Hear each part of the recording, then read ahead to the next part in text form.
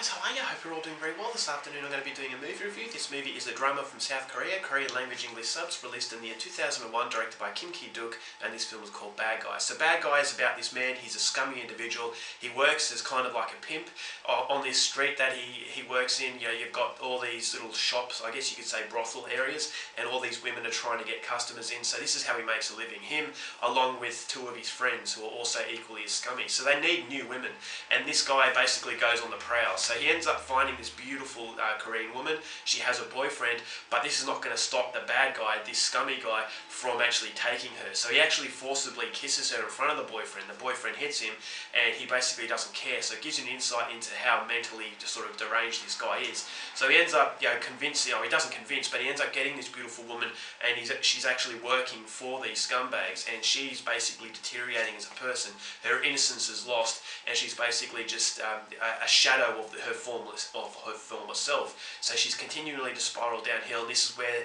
the main character starts to develop feelings for this woman. Now the feelings aren't shared between the two, but as the movie goes along, that very awkward sort of connection that the two have starts to become stronger and stronger, and it becomes more and more disturbing. So what happens at that point on? Something you're going to have to find out for yourself, because that's as far as I'm going with my synopsis. Now my thoughts on Bad Guy. If you guys don't know who Kim Ki-duk is, the best way I can sum this guy up is he's kind of like a Korean version of Sian Sonu. Just a very provocative filmmaker. He's a very different filmmaker. It doesn't feel like a filmmaker that appeals to the mainstream South Korean cinema. Now what I mean by that, with mainstream cinema in South Korea, Kim Ji-woon and all those Korean directors who've made it big now in the United States. So Kim Ki-duk is definitely not one of those directors. This is a guy who makes films that are very disturbing, that are very, very uncomfortable to watch, and he's more like a cult director. So if you're not familiar with this guy, I would be careful when you go into his films, because they are not afraid to show you some pretty horrific things. And in Bad Guy there are some pretty horrible things that happen to this beautiful woman, and her innocence has just been absolutely slaughtered, very, very brutally taken away from her, and it doesn't make any apologies. So it's a very deeply depressing film, and Kim Ki-duk really, he kind of revels in showing you human suffering.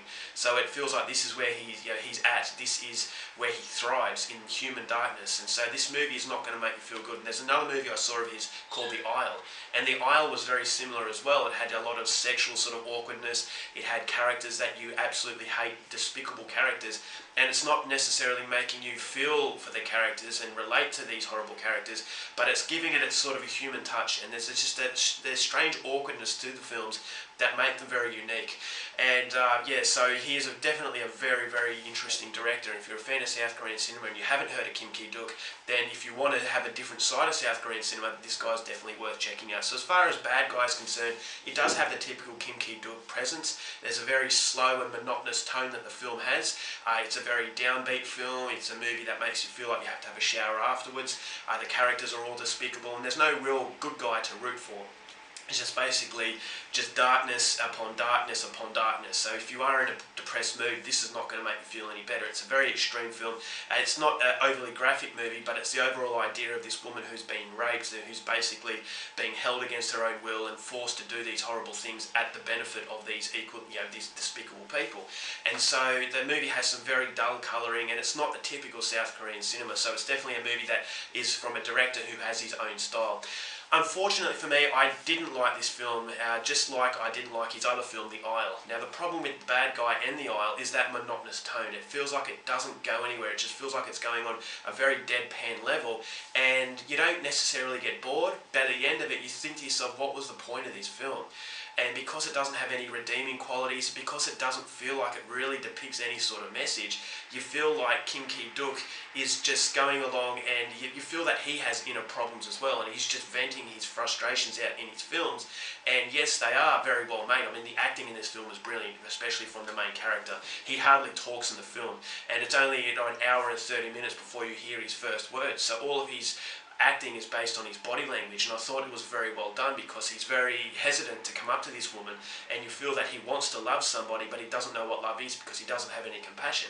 And if you don't have any compassion, this is where lust comes into it. So you don't know if he is mistaking love for lust, and that's the fine line between love and lust. And I think it's a very fine line that is misunderstood by a lot of people. So if you're not capable of feeling compassion and emotion, and you're not really remorseful for what you're doing, how can you possibly feel love? And I think this is what that film depicts. But as I said, it just feels like it's very dull, and it's just going through the motions, and it doesn't really feel like it has much of a purpose, as is the case with The Isle. I thought The Isle was very well shot, very uniquely shot. There's some very harsh and disturbing scenes in it, but that was equally as dull. So you feel that this doesn't really have a heartbeat. It doesn't feel like it's elevating itself to any magnificent point. It just feels like from the start to the finish, it's on the same similar tone, and it never really elevates or goes down. So it feels like a film that is just waiting to finish. And so, yeah, that was my biggest disappointment with Bad Guy. And I know a lot of people like this film, but for me, I just couldn't get into it as much as I wanted to.